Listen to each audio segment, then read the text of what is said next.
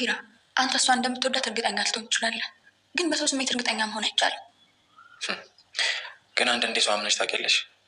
እሷ ለእኔ ሁሌም ልክ ነበረች። እንደዛ አትበል። ሌላ እመጣልሃለሁ፣ እሱን ትጠጣለህ። ኪራ ጽናት ወደ ክፍል ወሰች። ሄኖክ ጽናትን ለበቀል ተመኝቷታል። ከስር ከስሯ እየተከተለ የማይጠፋው አሁን ትልቅ ተጽዕኖና ችግር የፈጠረባት የሄኖክ የኪራ የስራ ባልደረባው ቤት ውስጥ ለጊዜያዊ ይኑር ተብሎ የመጣው ሰው ለጽናት ሌላ ነገርና ጦስ ሆኖባታል። በእንቅርት ላይ ጆሮ ገድፍ የሚባል ነገር አለ አይደል? የኪራ ነገር አይበቃት ብሎ እሱ ደግሞ አሁን ሌላ ችግር ይዞባት መጥቷል። አሁን ላይ ምን ተፈጠረ? አብረን የምናየው ይሆናል። ሰላም እንዴት ናችሁ? ውድ የቻናል ቤተሰቦች በመላው ዓለም ያላችሁ፣ ለዚህ ቻናል በቅድሚያ አዲስ የሆናችሁ ሰብስክራይብ እንዲሁም ቪዲዮን ደግሞ ላይክ እና ሸር በማድረግ ቤተሰብ ሁኑ። በተወዳጁ ጽናት ድራማ በክፍል 56 ዛሬ ይዘን መጥተናል። ኪራ እንግዲህ ልብስ እየለበሰ ባለበት ድንገት ሀሴት ተከስታ ነበር በክፍል ውስጥ። ታዲያ በጣም ደንግጣ ነበር እሷ። ታዲያ እሱም ምን ሆነሻል በማለትም አይ ማለት ልብስ ለብሰ ልትወጣ ነው እንዴ? እኔ እኮ ክፍል ውስጥ ልተኛ መስሎኝ ስትል በድንጋጤ መንፈስ ስትመልስለት፣ እሱም ታዲያ ተንፍሽ፣ አየር አስገቢ እስኪ፣ አስወጭ እስኪ እያለም እሷም ተነፈስኩ የሚል ነገር የድንጋጤ ምልክት አይተንባታል። ኪራሁን ውሎሽ እንዴት ነበር ብሎም ሀሴትን ጠይቋት ነበር። ጥሩ ነው ብለዋለች። እንዲሁም አባቴ ደውሎ ሰላምታ ላንተ ሰጥቶሃል ስትል፣ ወይ አባትሽማ ይታዘቡኛል፣ ብዙም ቀን እኮ ደውዬም ሰላም ብያቸው አላቅም እያላት ነው። አሁን ላይ ሀሴትን ምንድነው አሁን ላይ ስፖርት ስትሰሪ አላይሽም እሳ እያላት ነው። ሀሴት እሰራለሁ ብለዋለች። ታዲያ ኪራ ያለው አሁን ላይ ስትንቀሳቀሽ አላየውሽም እያላት ሳለ መልሷ ግን የሀሴት ያው ተነሳሽነት ሲኖር ከራስ ከውስጥ የመነጨ ፍላጎት ሲኖር ጥሩ ነው ስትለው ነበር። ብዙ ነገሮችን ካወሩ በኋላ ሁላቸውም ኪራ ግን ደብሮኛል ወጣ ብንልስ ብሏት ነበር። ሀሴት ግን ልተኛ ነው የሚል መልስ ለኪራ ስትመልስለት ኪራ ወጥቷል። ሀሴት አሁን ላይ ራሴን እየፈራሁት ነው ከኪራ ጋር ሲሆን በጣም ብዙ አወራሁ እያለች ተመልክተናታል። ሀሴት እንግዲህ ወደ ጽናትም ሂዳ ጽናት ተኝተሻል ነበር እንዴ ስትልም ጠይቃት ነበር። ሀሴት እንቅልፍ እምቢ አለኝ ብላታለች። ለምን ስትል ደህና አይደለሽም እንዴ ስትልም ጠይቃት ነበር። ሀሴት ግን ደህና ነኝ ግን ብላ ትንሽ ከቆየሽ በኋላ ስለ ኪራ ጥሩነት ጥሩ ልጅ አይደለ ደስ አይልም እያለች ስለሱ መልካምነት ማንሳት ስትጀምር ጽናት አዎ በጣም ጥሩ ልጅ ነው ግን ለምን ጠየቅሽ ብላት ነበር። ሀሴት እንዲሁ ለአንቺ ያለውን ሁኔታ አመለካከት በዚህ ዘመን ለቤት ሰራተኛ የሚሰጠው ቦታ እጅግ በጣም ገርሞኝ እያለችም መልሳላት ነበር። ጽናት ግን ያው እንግዲህ ኪራ ማለት ቅልብ የተቸረው በጣም ደስ የሚል ሰው ነው እያለችም ደስ የሚል ቅን ልጅ ነው ብቻ ውስጡ ያሰብበትን ያመነበትን ነገር ከማድረግ ወደ ኋላ አይልም እያለ መልሳላታለች። ሀሴት ታዲያ በፊት ሳቀው እኮ እንዲህ አልነበረም እያለቻት ነው። ጽናትም አዎ አሁን ላይ ግን ብዙ ነገሮች ተቀይረዋል ብላታለች። ሀሴት እንዴት እያለሽ በጥያቄ መልክ ስትመልስላት፣ ጽናት ግን አንዳንዴ ነገሮቹ ይዘናቸው ስንይዛቸውም ስንጥላቸውም ደግሞ ይሰበራሉ። ይዘን መቆየት የማንችለውን ነገርም ባንጀምረው መልካም ነው ብላት ነበረ። ታዲያ እኔ ሀሴት ስለምንድን ነው ማውራት የፈለግሽው እያለቻት ነው። ጽናት ግን ደንገጥም ብላ ድካሙ ነው መሰል ብቻ ብዙ ነገሮችን ማውራት የማይገባኝን ነገር ሊያስወራኝ ነው መሰል ብላታለች። ሀሴት ብችል ብቻ ባግዝሽ ደስ ይለኝ ነበር ብላት ነበር። ኪችን ውስጥ ምግብ በማብሰል ላይ ያለች ስለነበር ጽናትም ምግብ መስራታችም እንዴ ስትል ጠይቃት ነበር። እና ኪራ ምን ሊበላ ነው ስትል ደንገጥ ብላ በጣም እንደ ሰርፕራይዝ ነገር ሆና ስትናገር፣ ሀሴት ምግብ አለመቻሌ ይሁን ከኪራ ጋር ምን አገባው ምን ሊያገናኘው ይችላል ይህን ነገር ብላታለች። ጽናት ታዲያ ይህን ስትላት እሷም ደንግጣ አሁን ላይ ላግዝ ስላልሽ ነው እንጂ ብላት ነበረ። ሀሴት ታዲያ ሌላ ጊዜ ብቻ ታለማምጅኛለሽ ጊዜ ስኖርሽ በማለት ሂዳለሽ ማለት ነው። ጽናት እጅጉን አሳስቧታል። የሆቴል ምግብ ሊበላ ነው ወይ ኪራ እያለች የኪራ ምግብ አሳስቧታል። ሁለቱ አብረው ይሆናሉ የሚል ግምትና አስተያየት ስላላት ጽናት አሁን ላይ በር ከፍታ ስትወጣ ታዲያ ሄኖክን በር ላይ ታገኘዋለች። መንገድ ዘጋባት። ጽናት ስራ አለብኝ ባክል ልለፍበት ስትል ሄኖክ ግን ሙሉ ቀን ስትሰሪ ውለሻል እኮ እያለም ይጠይቃታል። ከስራዬ በላይ ግን አንተ ድካም ሆንክብኝ ስትል ነበረ የመለሰችለት። ሄኖክ ግን እኔ ለሰው ብርታት እንጂ ድካም ሆኜ አላቅም የሚል ነገር መልሶ ታዲያ ሄኖክ ባለፈው ብቻ መተሽኛል ይቅርታ ልጠይቅኝ ይገባል የሚል ነገር ከዛ በኋላ አሳልፍሻለሁ ጥያቄ አንስቷል። ህፃን አትሁን ባክህ እያለችው ትልቅ ሰው ነኝ ብሎ መልሶላት ነበር። ጽናት ታዲያ አሳልፈኝ ባክህን እያለች በምትልበት ሰዓት ድንገት ኪራ በቦታው ተከስቶ ነበር። ያኔ ምን ሆናችኋል ሲል ጠይቆ ነበር። ጽናት መንገድ ዘጋብኝ አንድ በለው ልለፍበት ስትል ሄኖክ ግን ጨዋታ ነው የሚል መልስ ነበር የመለሰው።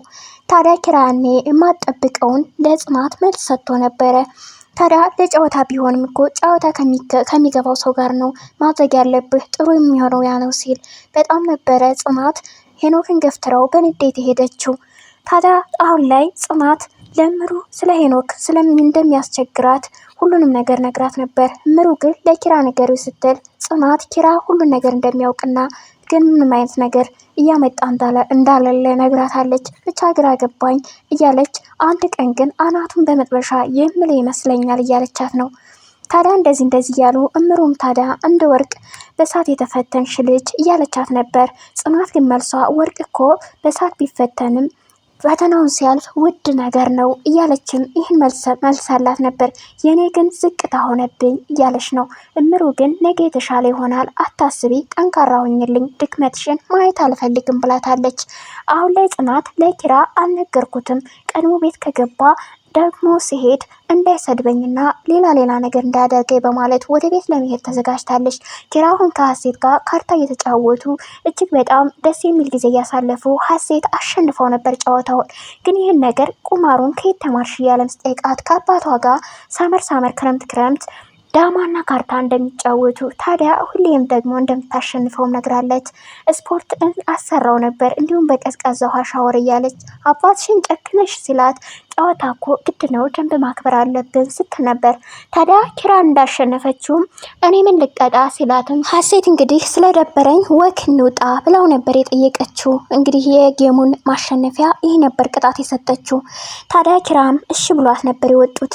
አሁን ላይ ሀሴት ሁሉን ወክ እያረጉ ደስ የሚል ጊዜ እያሳለፉ ለምንድን ነው እህትም ወንድምም የለህም አንተ ብቻ የሆንከው ለቤተሰብ ስትልም ጥያቄ አንስታ ኪራ ሌላ ልጅ መውለድ ቢሞክሩም ነገር ግን ነገሮች ሁሉ አልተሳኩም። ሕክምናም እንኳን ብታደርግ እናቴ ይብን ጸበልን ብትሄድ ብሎ ነግሯታል። ታዲያ ቢሆንም እኔ ሆንኩኝ ሁሉም ነገር እንደማይሳካ ስታውቅ እናቴም ለእኔ በቃ እሱ ይሆን ተብዬ እኔ ብቻ ሆንኩ እያላት ነው። ሀሴት ታዲያ የተባረክነህ አንተም ሲያዩህ ቁመናህ፣ መልክ ቆንጆ፣ ጸባይ ጥሩ፣ ሴቶች የሚወዱ አይነት ሰው እያለችም እያሞጋገሰችው ነው። ኪራ ግን እረተይ እያላት ነበር። ሀሴት ደግሞ ተጫዋች ነህ እያለችው ነበር። ፊት እኮ እንደዚህ አልነበርክም ደረቅ ነበርክ እያለች ስለ ልጅነታቸው ማስታወሳው። ኪራ ግን አንቺም እኮ ወረኛ ነበርሽ የሚል ደስ የሚል ቀልዳቸውን እየተቃለዱ ነበር። ታዲያ ጽናት የፈራሁት ቀን ደረሰ መሰለኝ ግን ለምን እያልኩ ነው ብቻ ግን የሚፈልገው ነገር ያህን ነበር እንዴ አሁን ለምን ታዲያ ከፋኝ እያለች ኪራ ከሌላ ሰው ጋር ደስተኛ ከሆነ እኔ ታዲያ ይህን ነበር ድሮስ የማስበው፣ ስለዚህ የራሴን ህይወት ማስተካከል የሚገባኝ ይመስለኛል እያለች ብቻዋን ደረጃ ላይ ተቆምጣ በምታወራበት ሰዓት ሄኖክ ከኋላዋ መጥቶ ድንገት አስደንግጧት ነበር። ጽናትን በድንጋጤ የአባቴ አምላክ ቆሌህ ገፈፍ የሚል ነገር እርግማን አያምርም በወጣት ብሏት ነበረ ሄኖክ። ጽናት አንተ ሰው ግን ለምንድነው ትከታተለኝ ከቻልክ ከአጠገቤ ራቅ ብላው ተነስታው ሄዳ ነበር።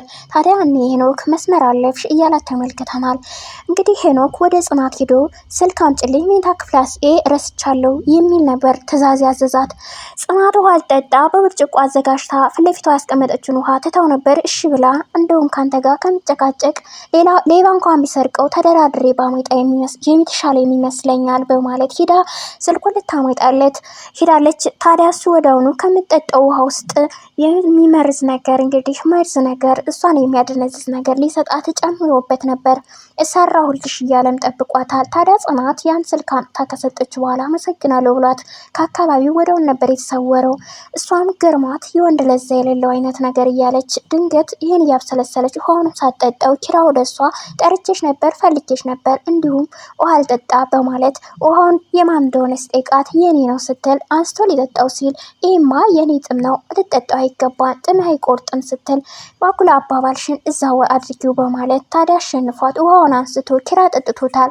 ታዲያ ኪራ ይህንን ነገር አላሰበውም። እሷን ብትሆን ኪራ ወደ ሳሎን ሄዶ በተቀመጠበት ራሱን ስቶ ወድቋል። ጽናትንም ጠርቷታል። ታዲያ እሷም ወደ ሳሎን ስትሄድ ወድቆ ስታገኘው እጅጉኑ ደንግጣ ምን ተፈጠረ ኪራዬ ምን ሆነሃል እያለች ስትጠይቀውም ታዲያ እሱ ወደ ክፍሌ ውሰጂኝ የሚል መልስ ነበር። ውሃ ካፈሰሰች በኋላ ራሱን ሲያውቅ ይህን ጥያቄ ነው የጠየቃት። ታዲያ ወደ ሕክምና ነው መሄድ ያለበት ስትል እንደውም እሱ በስጨት ብሎ ተኝ ልተኛ እንደውም የትም አልሄድም አንድ ሴትዮ ተይኝ በቃ አትንኪኝ እንዳቀሰቅሽኝ ብሏት ነበር የተኛው።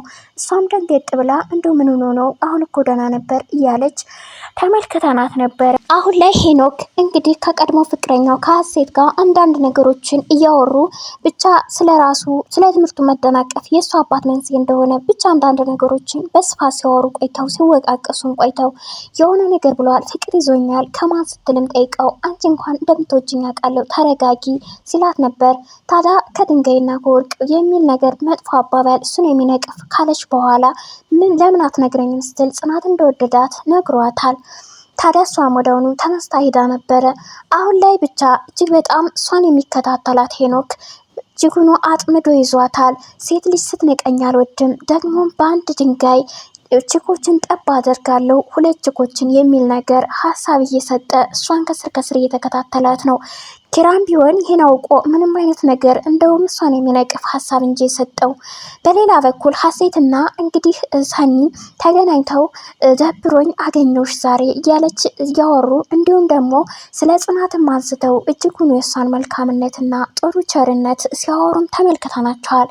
አሁን ላይ ኪራ በተቀመጠበት ናሆም መጥቶ እንዴት ነበር ታመ ነበር ጽናት ነግራይ ብሎት ይህን ጠይቆት ይቅርታ አድርገልኛል እያለው ነበር። ይቅርታ ባላደርግልህማ እንዴት እመጣለሁ እያለ ሌላው ያየነው እንግዲህ ኪራ ወደ ሀሴት ክፍል በመግባት ሀሴት መጽሐፍ እያነበበች በነበረችበት ካጠገባው ሄዶ ቁጭ ብሎ ነበር። ደህና ነህ ወይ ምን ሆነሃል የጨነቀ ትመስላለህ ሲል ተስፋ ቆርጫለሁ ስሜት በጣም ጥሩ አይደለም እያላት ነው።